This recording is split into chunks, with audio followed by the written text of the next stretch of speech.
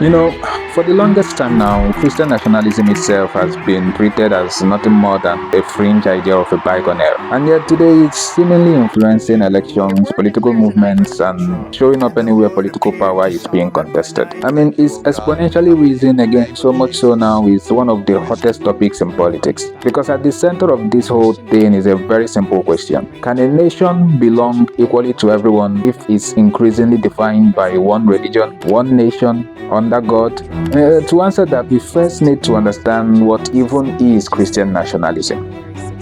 Christian nationalism begins with a simple belief. If a nation should have a cultural and moral identity, then Christianity should sit at the center of that identity. The idea isn't whether Christianity should exist in public life, it already does. The argument here is that Christianity should occupy a privileged position. You know how it goes. Shared beliefs create a sense of belonging, but what about the millions of people who don't share the same faith? To those who belong to different religions, others who belong to none. So if Christianity becomes part of the national identity, where does that leave everyone else? Let's be honest, religious nationalism as a whole is growing because it has attached itself to some of the most divisive political issues in modern politics. Abortion, LGBT rights, immigration, and obviously national identity. So when you have these televangelists and politicians increasingly framing these debates as more than political disagreements, but a struggle over the country's righteous character,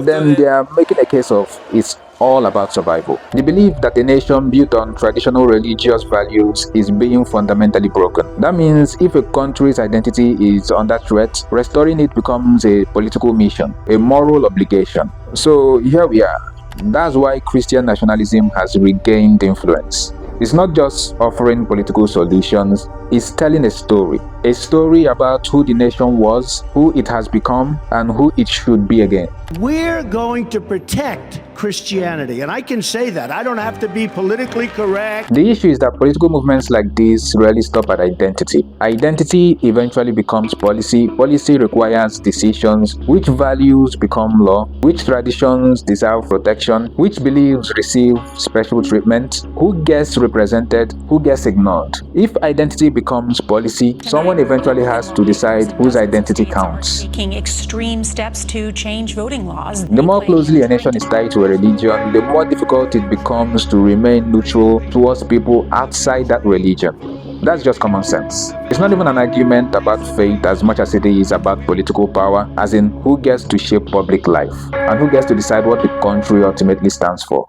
Democracy is built on a simple assumption. Everyone may disagree about almost everything, and despite those differences, we remain equal members of the same political community. Religious nationalism introduces an unnecessary complication. Once a country begins defining itself through a particular religion, equality becomes harder to maintain in practice.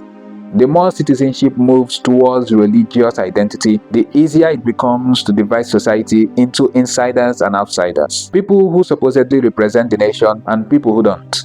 History shows what happens when citizenship and religious identity begin overlapping way too closely. It's a downward spiral. We all know where that road leads to. Not just in Christian societies, in all societies, regardless of the religion involved. So, should we be worried about the return of Christian nationalism? Yes. Because any political movement that seeks to fuse religious identity with national identity eventually runs into the same problem. A nation contains millions of people who never share the same beliefs. That's normal. That's reality. The moment political power starts treating one of those identities as more legitimate than the others, equal citizenship becomes much harder to maintain. That's the real issue. Since history has shown time and time again that once governments start deciding which citizens are the right kind of citizens, things tend to get ugly very quickly. Jesus Christ, we invoke your name. Amen. Amen.